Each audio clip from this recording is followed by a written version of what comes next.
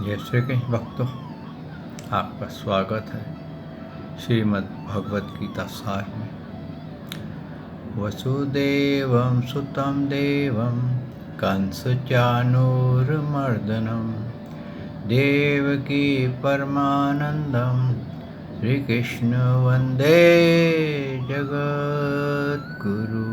श्री कृष्ण शरणं गोपाल शरणं श्री कृष्ण शरणं गोपाल शरणं मेरे बाके बिहारी नंदलाल शरणं मेरे बाके बिहारी नंदलाल शरणं श्री कृष्ण शरणं गोपाल शरणं श्री कृष्ण शरणं गोपाल शरणं मेरे बाके बिहारी नंदलाल शरणं मेरे बाके बिहारी नंदलाल शरणं श्री कृष्ण शरणं गोपाल शरणं श्री कृष्ण शरणं गोपाल शरणं मेरे बाके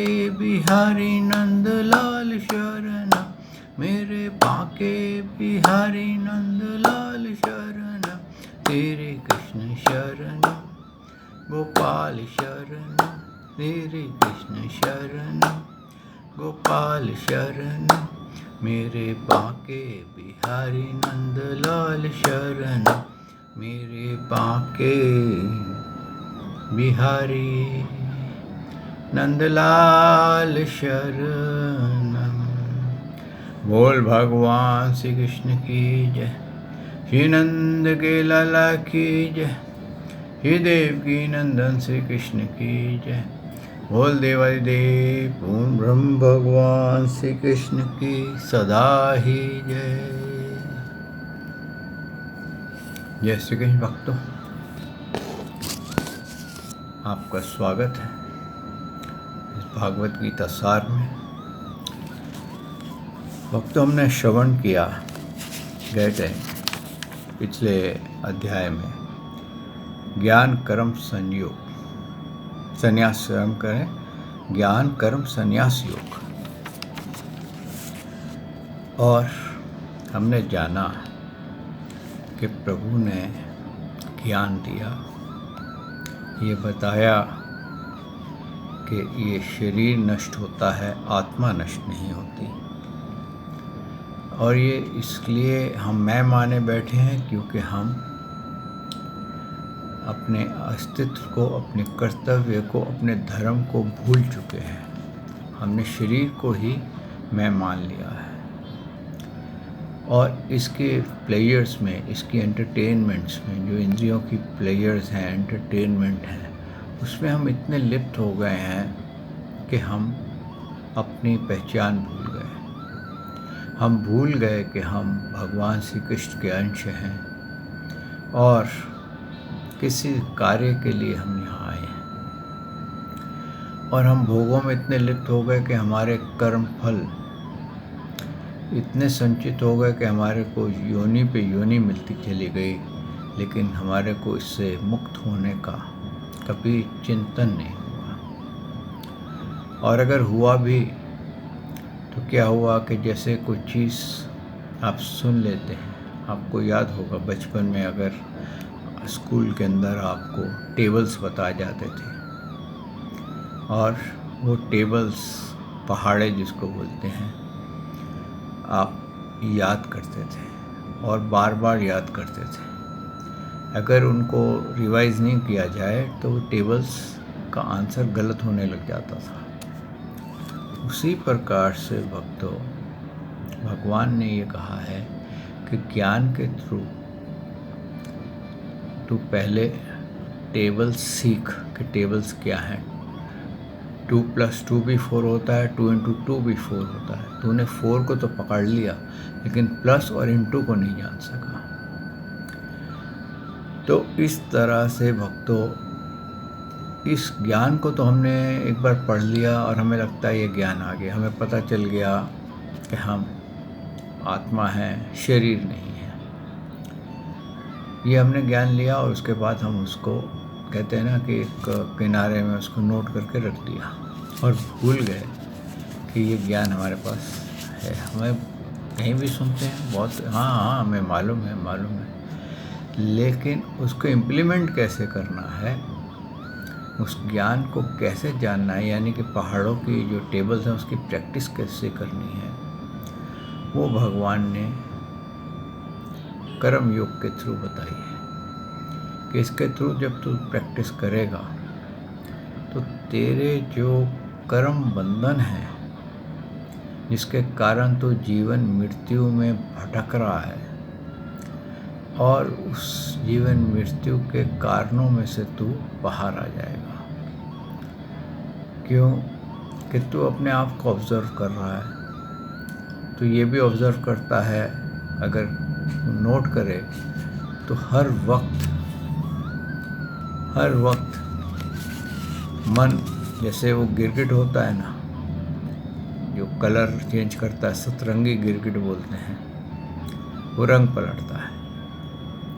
ऐसे ही मन हम हमेशा रंग पलटता है। उसको एक चीज़ से दूसरी वस्तु, दूसरी से तीसरी वस्तु, और कभी ये वस्तु में जाएगा, कभी वो एंटरटेनमेंट करेगा। उसको हर वक्त एंटरटेनमेंट चाहिए।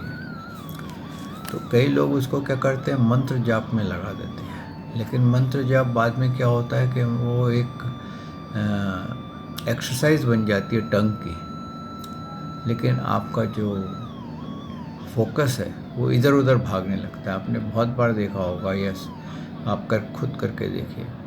आप मंत्र माला हाथ में लीजिए और मंत्र जपने बैठ जाइए, तो आप देखेंगे कुछ नंबर तक आपका ध्यान सही रहेगा। उसके बाद आप देखेंगे कि वो ऑटो में चला गया है, डिफ़ॉल्ट सेटिंग में चला गया है। आप माला तो फेर रहे हैं, लेकिन आप जिसका ध्यान कर रहे हैं वहाँ से वो हट करके आपको मन जो है खींच करके कहीं सी और चिंतन में ले जाएगा, तो माला का फल चला गया।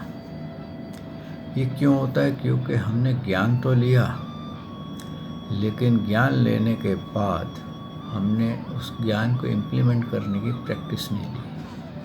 ये बिल्कुल वैसे ही है भक्तों। एक मित्र विदेश से इंडिया में आया और वो यहाँ रह रहा था। वो बहुत सारे गैजेट्स खरीद लाया था, टेलीविज़न, रेडियो प्लेयर्स, ये वो और कंप्यूटर वगैरह। तो एक गांव का आदमी उसके घर में रहने गया। जब गांव का आदमी रहने गया तो एक दिन वो घर पे नहीं था, तो उसने पता नहीं था कैसे चलाते हैं, क्या करते हैं।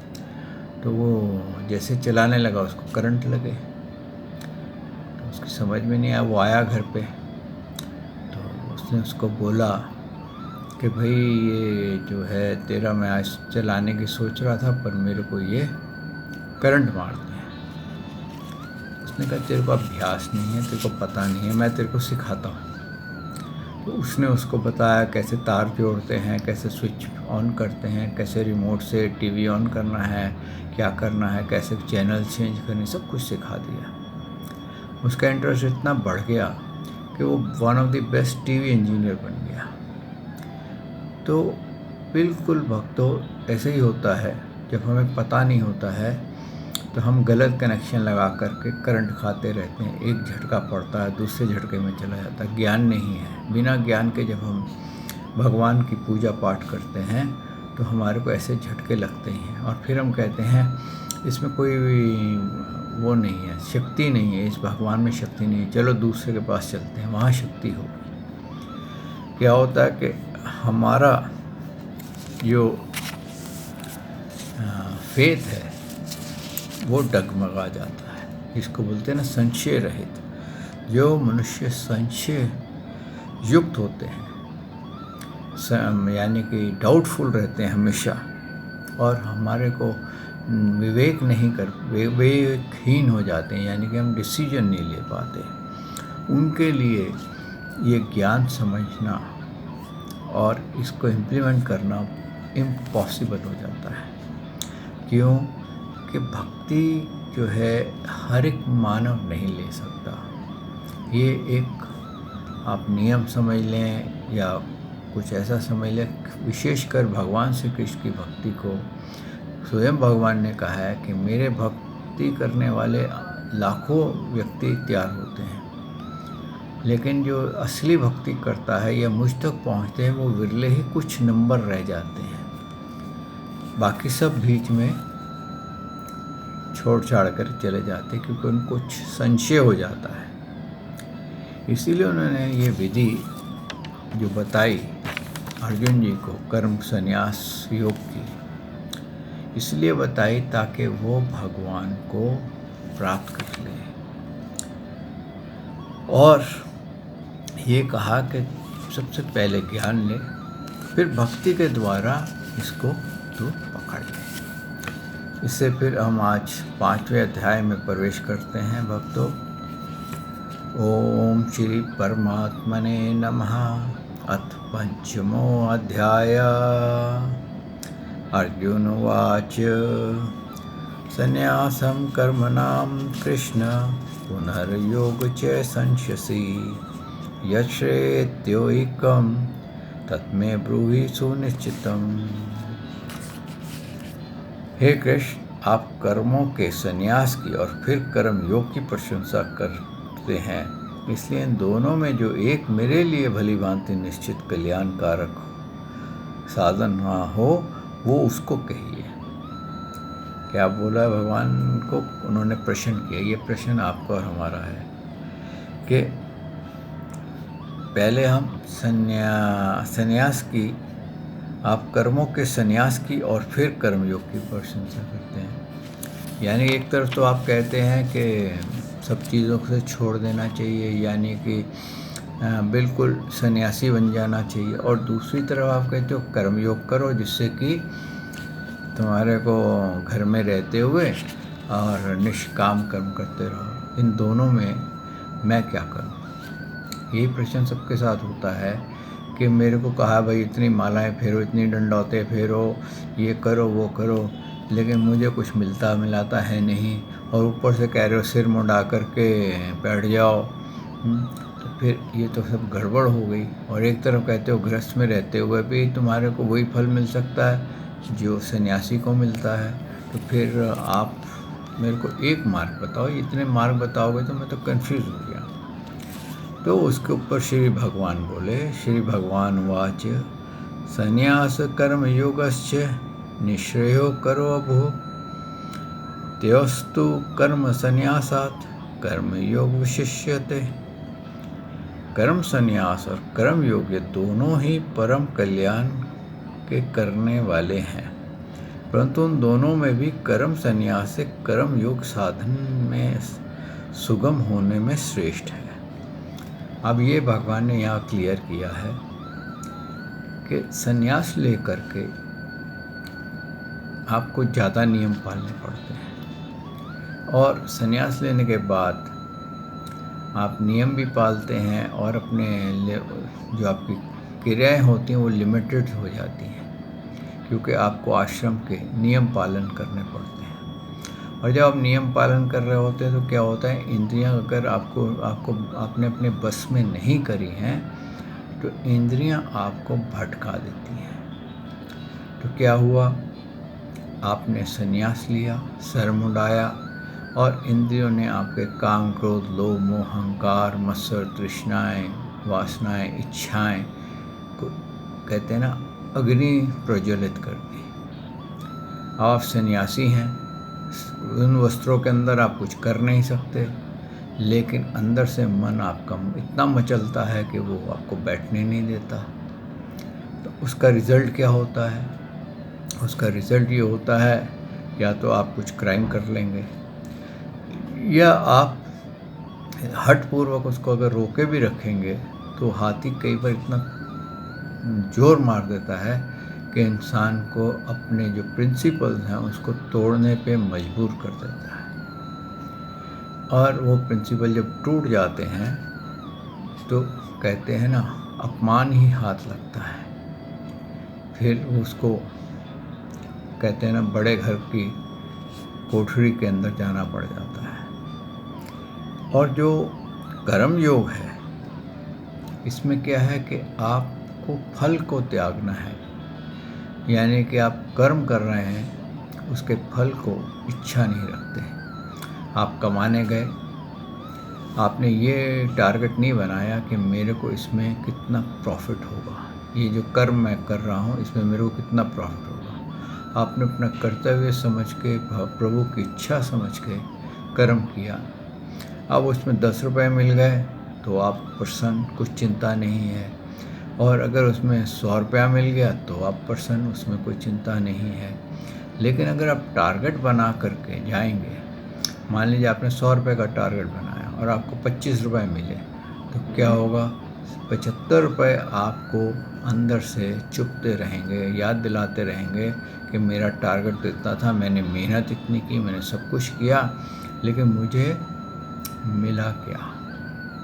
और आप बजाय 25 रुपये लेके खुश होने के, क्योंकि आपको 10 रुपये ही मिलने थे लेकिन 25 मिल गए, लेकिन आप बजाय खुश होने के आप दुखी होने लग जाएंगे, क्योंकि आपका टारगेट से आप नीचे रह गए हैं। इसलिए जो कर्म योग है वो बहुत इजी है।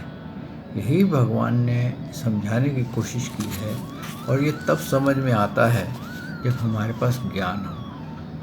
सबसे पहले ज्ञान, फिर कर्म योग, फिर भक्ति योग चलता है। फिर उसके आगे उन्होंने क्या कहा? जो पुरुष ना किसी से द्वेष करता है, ना ही किसी की आकांक्षा करता है, वह कर्मयोगी सदा सन्यासी ही समझने योग्य है। क्योंकि राग द्वेष द्वंद्वों से रहित पुरुष सुखपूर्वक संसार बंधन से मुक्त हो जाता है। क्या है कि भक्तों, जब अभी यहाँ पर क्या था, जो हमने टारगेट उसने बनाया 100 रुपये का, मिले 25, तो क्या हुआ? उसके जो अंदर काम था, राग द्वेष थे, द्वंद्व थे कि मैं उससे बड़ा पैसा कमा सकता हूँ, वो सब जागृत हो गए। लेकिन अगर उसने कर्म योग का सहारा लिया होता, तो जैसे सन्यासी शांत होकर के बैठा रहता है, जो रियल सन्यासी होते हैं वो एकदम शांत रहते हैं। उनको अगर दक्षिणा मिल गई तो प्रभु का धन्यवाद, नहीं मिली तो धन्यवाद, सूखी रोटी मिल गई तो धन्यवाद, हलवा पूड़ी मिल गई तो धन्यवाद, उसको कोई फ़र्क नहीं पड़ता, क्योंकि उसने संसार के सब मोह माया को त्यागा है और उसने प्रभु का वो मार्ग लिया है जो सिर्फ कहते हैं कि जीने के लिए जो खाने की आवश्यकता है, यहाँ तक कि जंगल में अगर बेर खाएं, पत्ते खाने से भी जीवन चल सकता है, तो उसे भी वो भगवान का प्रसाद समझ के खाते हैं। लेकिन कई बार सन्यासी ऐसे होते हैं कि उनको हलवा पूड़ी ही रोज़ चाहिए होती है, तो अगर नहीं मिली तो गड़बड़। एक सन्यासी मैं जानता हूँ, महाराष्ट्र में थे, अब तो नहीं रहे, गुजर गए हैं। कहते हैं वो अपना दक्षिणा का टारगेट बनाते थे कि सुबह से लेकर के रात तक वो ज्योतिष विद्या भी करते थे, सब कुछ करते थे, टोटल दक्षिणा का टारगेट बनाते थे। और जिस दिन उनको दक्षिणा नहीं मिलती थी, मतलब उनका टारगेट पूरा नहीं होता था, वो बेल्ट लेकर के अपने आप को मारना शुरू कर देते थे। तो इसका क्या लाभ? अपने आप को आप सता रहे हैं। और इस तरह से कहते हैं जो वहाँ के लोग थे, गाँव के, तो वो क्या करते थे, अगर उनके कुछ रुपए 200-400 रुपये कम हुए हैं तो आपस में मिल के उनको दे देते थे, ताकि वो अपने आप को पीटना छोड़ दें। इस तरह से भी भक्तों ये जो टारगेट बना लेते हैं, अगर वो संन्यास भी ले लें तो उनकी अगर इंद्रियां तृप्त नहीं होती हैं। और ये क्यों नहीं होती हैं? क्योंकि उन्होंने प्रभु का ज्ञान तो प्राप्त कर लिया, लेकिन ज्ञान को क्या किया? जैसे कि आपके हाथ में गीता आ गई, आपने गीता को एक बार पढ़ा और रख दिया, और उसके बाद सोचा मुझे पूरा आता है, लेकिन उसके बाद आपने उसके ऊपर अमल नहीं किया, उसको अपने जीवन में उतारा नहीं, और आपने क्या करा, उस अपने रूटीन में कि जो इंद्रियां जिधर खींच के ले जाएं, मन रूपी हाथी जो करवा ले, वो उसको आप काबू करना, अंकुश लगाना समझ नहीं पाए, और वो मन रूपी हाथी ने आपको खूब नाच नचा दिया। तो यहाँ पर भगवान जो शिक्षा दे रहे हैं वो इस बात की दे रहे हैं कि ज्ञान योग सबसे श्रेष्ठ चलता है, और फिर उस ज्ञान आने के बाद ही कर्म योग शुरू होता है। जैसे कि मैंने आपको बताया कि वो अनाड़ी आया, उसने गैजेट्स को, टीवी को हाथ लगाया तो सब करंट आया। तो जब उसको ज्ञान मिल गया तो उसने उसके अंदर सीखना शुरू किया और वो एक्सपर्ट बन गया। तो इसलिए पहले हमारे को ज्ञान लेना पड़ता है, पहले ये जानना पड़ता है कि हम किसकी पूजा करें और क्यों करें, सर्वश्रेष्ठ कौन है। पहले तो इसको आप मंथन करके जानिए। जब आपको मंथन में आ जाए जो सृष्टि से पहले कौन था, सृष्टि के बाद कौन है, और ये सृष्टि से पहले कौन था, सृष्टि में कौन, और सृष्टि के बाद कौन रहेगा, तब जा कर के हम उसकी सेकंड स्टेज को क्रॉस करेंगे। और थर्ड स्टेज क्या है? थर्ड स्टेज तो भगवान को प्राप्त करना ही है। बिल्कुल वैसे ही पहले स्थूल देह है, उसके बाद हम भक्ति योग करते हैं, अपने स्थूल देह को क्लियर अच्छी तरह जानते हैं, अपने आप को जानते हैं कि मैं कौन हूँ। जब हमें पता चल जाता है कि मैं तो भगवान श्री कृष्ण का अंश हूँ, ब्रह्म हूँ, तो फिर हम भगवान श्री कृष्ण की तरफ बढ़ जाते हैं। तब हम उस ब्रह्म को जान सकते हैं जब हम भक्ति योग करेंगे। यही भगवान यहाँ पर क्लैरिफाई कर रहे हैं कि मानव भक्ति योग किए बिना कभी भी प्रभु को नहीं पा सकता। आगे भगवान ने क्या कहा है? संन्यास और कर्म योग को मूर्ख लोग पृथक पृथक फल देने वाला कहते हैं, ना पंडित जन। क्योंकि दोनों में एक में भी अगर सामायिक प्रकार से स्थित पुरुष दोनों के फल रूप परमात्मा को प्राप्त होता है। यहाँ उन्होंने देखे कितना क्लियर किया है। जो लोग ये सोचते हैं कि मैं सिर मुंडा करके भगवा कपड़े पहन करके जंगल में चला जाऊँ, मंदिरों में जाके बैठ जाऊँ, आश्रम में रहने लग जाऊँगा तो मेरे को भगवान आएंगे और कहेंगे बेटे चल, तेरा मैंने कमरा जो है अपना खाली कर दिया है, अब तो वहाँ चल के रहे, मैंने बाजू में एक छोटी कोठड़ी बना दी है। तो ऐसा कुछ होने वाला नहीं है। क्यों? कि कर्म योग यानी कि आप घर में गृहस्थ रहते हुए, घर के सारे कार्य करते हुए, और वो संन्यास ले करके अगर उसने इंद्रियों को कंट्रोल में नहीं किया है तो उसका संन्यास बेकार हो गया है। अगर वो बात बात में क्रोध करता है, बात बात में कुछ और हरकतें ऐसी करता है जिससे ये पता चलता है कि ये संतुष्ट नहीं है, असंतुष्ट व्यक्ति है, तो उसका संन्यास बर्बाद हो गया। लेकिन जब वो गृहस्थ में होकर के कर्मयोग करता है तो वो भी उसी तरीके से अपनी इंद्रियों को हल्के हल्के बस में कर लेता है। आप जब भी अपने कहते हैं ना प्लेयर्स की या फ्रूट्स को तभी गिव अप कर सकते हो जब आपके अंदर उसको कंट्रोल करने की आदत बन जाए या विधि आती हो। फिर क्या है कि जैसे कि एक सन्यासी थे, तो उनका झोपड़े में रहते थे, तो वहाँ पर जो आता था उनको कोई पुराने ज़माने में कोई चांदी दे देता था, कोई सोना दे देता था, कोई रतन दे देते थे। तो उनके झोपड़े में काफ़ी ढेर लगा हुआ था। तो वहाँ पर डाकुओं को खबर लगी कि भाई वो जो सन्यासी है उसके झोपड़े में बड़ा धन पड़ा है, चलो जा कर के लेके आए। तो जब उसके घर पे गए तो उसके झोपड़े में घुसे और बोले, उसको मारने लगे। तो मेरे को क्यों मार रहे हो? कि हमें ये धन ले जाना है। कि वैसे ही ले जाओ ना, मेरे को मार के क्या मिलेगा तुम्हें, मेरे मतलब है कि आपको दुख नहीं होगा।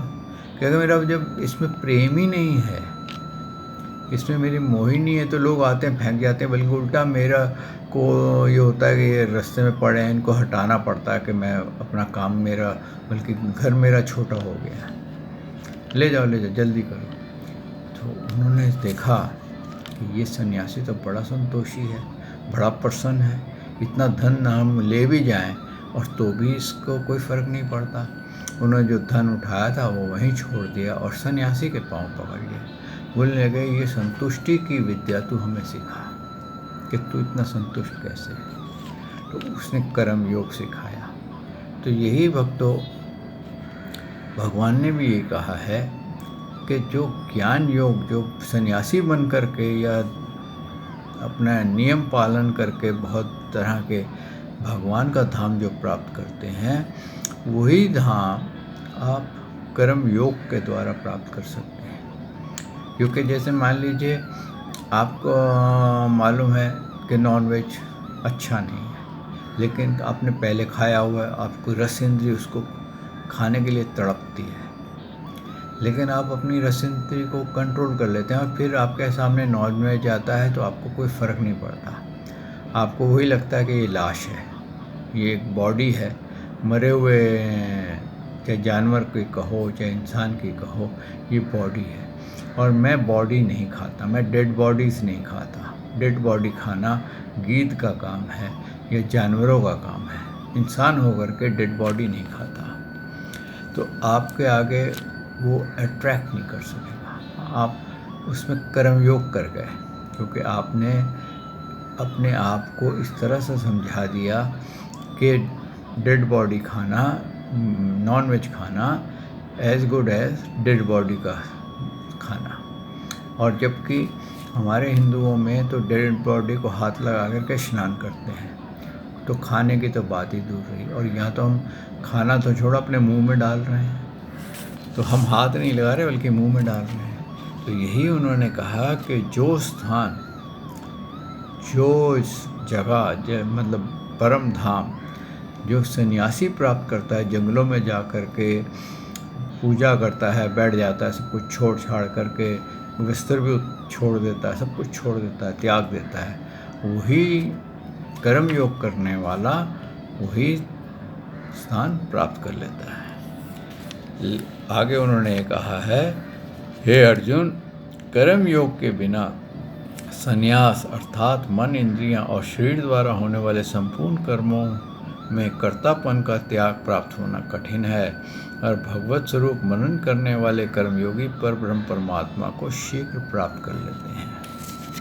यहाँ पर भगवान ने और एक रहस्य खोल दिया कि सन्यासी भी अगर कर्मयोग किए बिना ही चला गया है कि चलो मैं वहाँ जाकर के सुखी हो जाऊँगा। बहुत से लोग आप देखिए ये सोचते हैं कि अरे घर में तो बड़ा क्लेश है, बीवी कटकट करती रहती है, बच्चे किटकिट करते रहते हैं, चलो मैं सन्यासी बन जाता हूँ, झगड़ा ख़त्म। तो बोले अगर उसने कर्मयोग नहीं आता, उसको अपने आप को सेल्फ कंट्रोल नहीं आता, उसको ज्ञान नहीं आता, तो वहाँ पर जा कर के वो भ्रष्ट हो जाएगा। उसके बिना इम्पॉसिबल है कि वो भगवत प्राप्ति कर ले। और वस्त्र तो पहन लिए, ड्रेस तो पहन ली, डंडौते भी बराबर मारने लग गया, माला भी बराबर फेरने लग गया, लेकिन वो भगवान को ना प्राप्त हो करके 84 में ही पड़ा रहेगा, भले ही वो कितनी ही पूजा पाठ कर रहा हो, क्योंकि वो सब शारीरिक पूजा पाठ करेगा।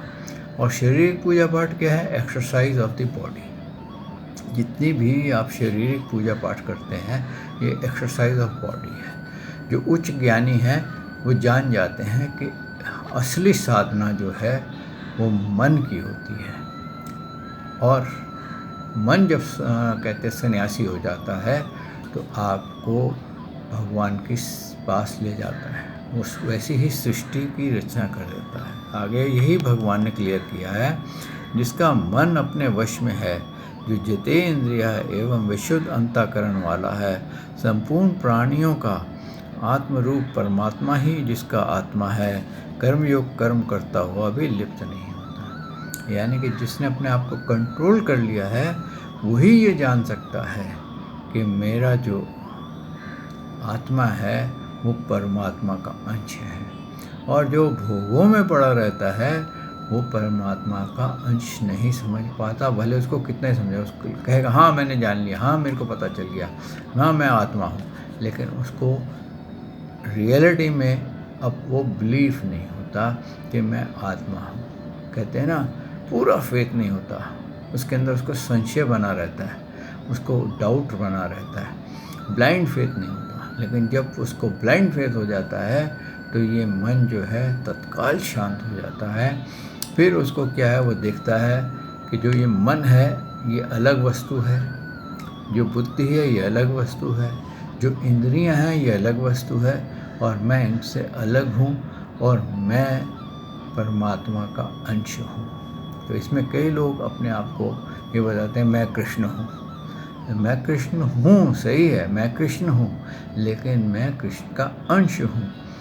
जैसे कि समुद्र से एक छोटी सी बॉटल पानी भर के ले आओ, तो आप बोलिए मैं समुद्र हूँ, तो उसका बॉटल का पानी है तो समुद्र ही, लेकिन जो विशाल समुद्र है उसकी और उसकी शक्तियों में, उसकी विराट बड़ेपन में, यानी कि विराट स्वरूप में कितना अंतर है।